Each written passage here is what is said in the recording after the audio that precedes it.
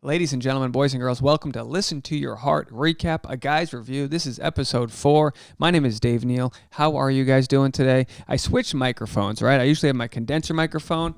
I went with my stand-up microphone because I'll tell you what, it's been the longest I've ever gone in the last decade without performing stand-up comedy, and I'm not doing it for you right now, but I just felt like I needed some of that versatility that you get with a nice dynamic microphone. You guys know what I'm talking about? So anyway, we are here in the heart of Hollywood in the middle of quarantine, and I am so glad I have you guys to chat with. What I do is I take notes, I read them back to you guys, we have fun, we tell jokes, and let me say this, okay? Let me say this to all the haters. Let's get close. If you are one of those people in the Bachelor community that were like, I'll never watch that show, that's stupid, that show's gonna suck. Guess what? This show is amazing, okay? I don't get who didn't want this show. You get talent, you get the American Idol aspect of things, plus you get the heartfelt love that they're feeling as they connect on a higher vibrational love. Come on, folks. Get with it. This is a good show. Do you guys agree? People that are watching, are you enjoying this show? I'm getting goosebumps. I cried. As soon as they started singing the songs, I was like, this is what we came for. This is good. This episode is the reason why it's going to get renewed for another season, I hope. If Chris Harrison listens to the recaps, please pick it up. Chris says, listen to your heart. He brings everyone aside. He says, everyone listen to your heart. And I said, or listen to whatever direction the producers push you in, because that's really what they're about to do. This episode is a producer-driven episode. There's going to be a lot of fabricated nonsense. We start with Brandon or Brendan, I still don't know. Luckily, I don't have to after this. He goes, I woke up with so much gratitude. That's just code word for morning wood. He had a boner. That's all it is. Look, I just had my 35th birthday a couple days ago, May 1st. I don't wake up with as much gratitude as I used to in my college years. Okay, I get a little bit of gratitude. The older you get, the less gratitude you wake up with. That's how it works. By the way, shout out to Deidre. She's one of the recap and podcast listeners. Thank you so much. She sent me a Venmo for my birthday to get frozen pizza because she knows I like a good frozen pizza. Let me tell you, Deidre, I ate the heck out of that pizza. It was so good. Thank you so much. I appreciate your donation. That's so sweet. I can't tell you how sweet it is to get a Venmo slid to you for no good reason. And it's your birthday this week too, right? Happy birthday to you. If it's not, it's your birthday in my book. Here we go. Chris Harrison tells the group that there's a date shuffle.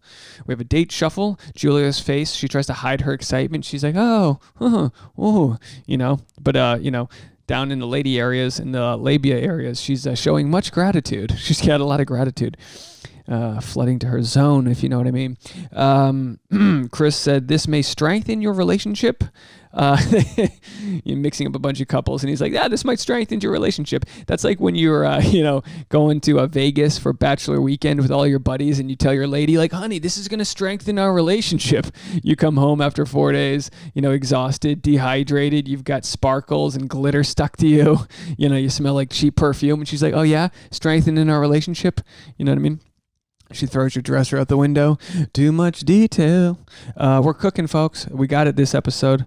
We are cooking.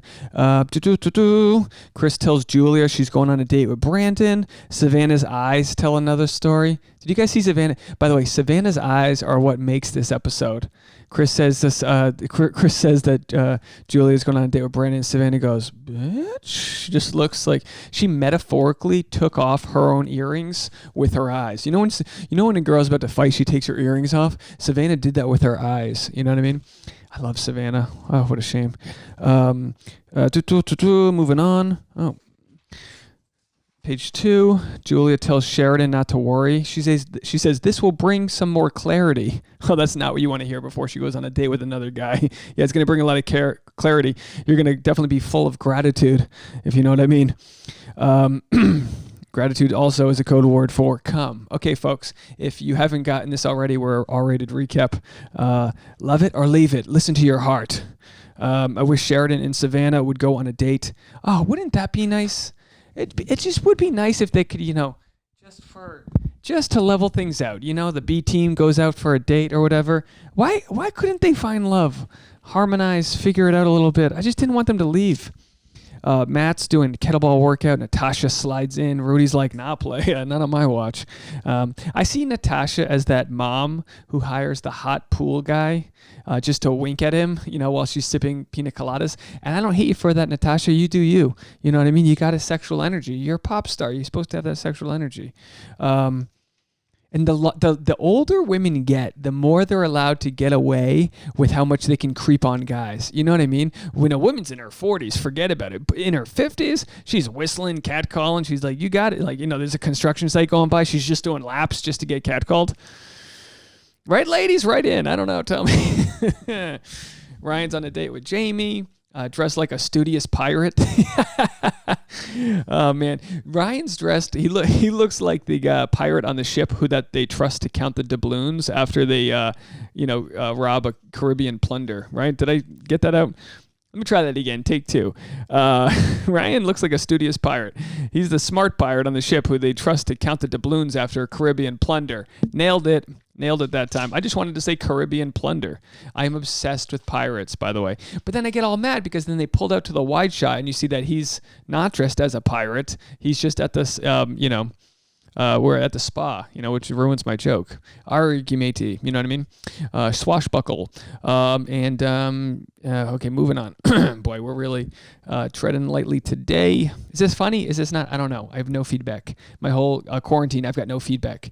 I just released a video on my birthday called Dropping By. I'm going to put a little thing right here so you guys can watch it. Please check out this video. I made a video where I go on my roof and I fly my drone to my friends' windows. I call them up and then there's a drone and then I videotape the conversations we had. It's a really good video. So please, if you like what I do, like this, hit the subscribe button and then go over there. By the way, I'm at 2,057 subscribers. Let's get that up to 2,100. I get to see the statistics. 85% of the people that watch these recaps aren't subscribed. So all you got to do is hit the subscribe button and boost those numbers. Come on. Papa needs a new shirt. Look at this V-neck. Come on. I'm not, you know what I mean?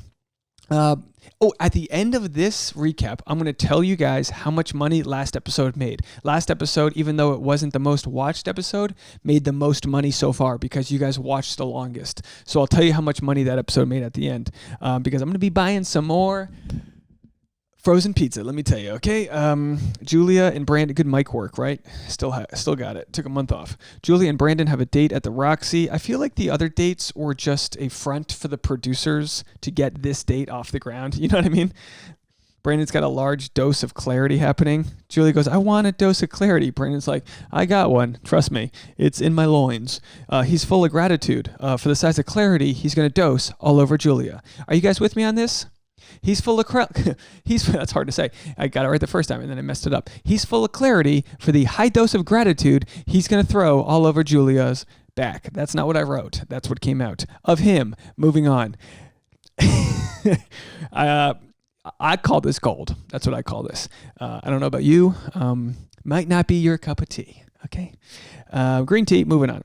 I'm annoyed Savannah and Sheridan aren't taking the time to hang or bang. Hang or bang, get in the hot tub. Come on, you know what I mean? Julia and Brandon performed their song at the Roxy to a sold-out audience of one of Bono's children. Who's that guy? I wear my sunglasses at night so I can. They make out. Julia got her dose of clarity all right. Julia said she figured out exactly what she wanted. To be hated by all of Bachelor Nation. That's exactly what you're going to get, Julia. Julia breaks the news to Sheridan, and he's like, time to rewrite that song I wrote for you, yo wench. Julia's a wreck. She goes, why are you being so mean to me? It's like, what do you just cheated on him. That's the nicest he's going to be. You know what I mean? She plays the victim. It's the worst thing for any relationship. Here's some relationship advice for you guys. The worst thing for any relationship is to play the victim. Whoever jockeys to play the victim loses. You lost the thing. You know what I mean? So she's like, why are you being mean to me? And he goes, because he's waiting to hear exactly how you cheated on him. You know, God forbid he's wants a little bit of brevity in the situation. You're lollygagging around, searching for all the clarity you got. All you want is clarity. Give him a little bit of that clarity. You know what I mean? He walks away. She's like, you're seriously gonna just walk away? It's like, bro, he's got to go make some moves. You're done. He goes, I'm laughing so I don't cry. Ugh. Even when he's not trying to, he's poetic or prophetic. You know what I mean? He goes, I'm laughing so I don't cry. Listen, Sheridan, if you're out there, okay, write that song. That's your song. I'm laughing so I don't cry. Throw in a couple red Solo cups. Country Music Festival. You're in it. You know what I mean? They'll eat that up. You're laughing so you don't cry. I want to cry for you. You're too good for this BS that she's giving you.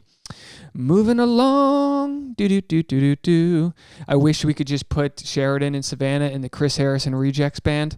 I wish they just got to stick around, you know? It's too bad.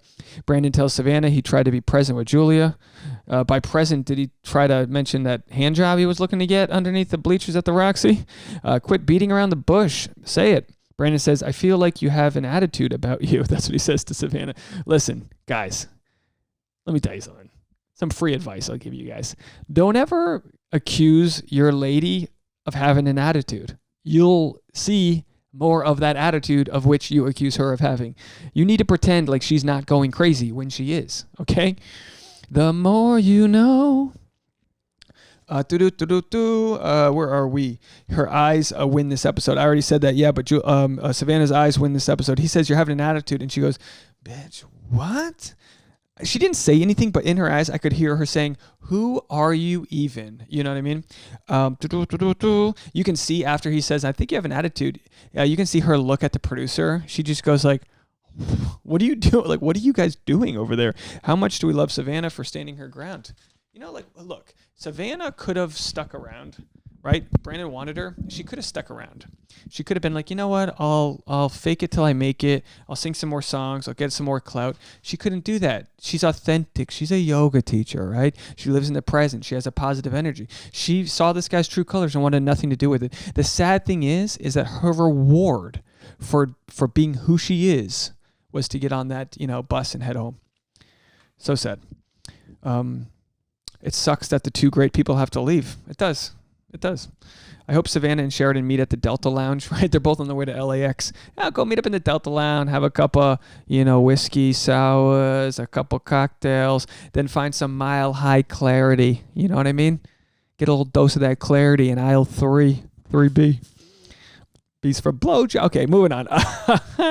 When I saw that Rudi and Matt we're gonna sing Tennessee Whiskey as their performance song, I got goosebumps. I go, no effing way. I was so excited. Tasha and I love Chris Stapleton. We saw him live at Coachella before we knew who he was. We never heard of this guy 4 years ago, right? We never heard of Chris Stapleton. We see him in the smaller tent and he starts singing Tennessee Whiskey. Look, if you don't know this guy, YouTube right now, go run. He sings it with his wife. The energy, it's so good. Oh, it's so good.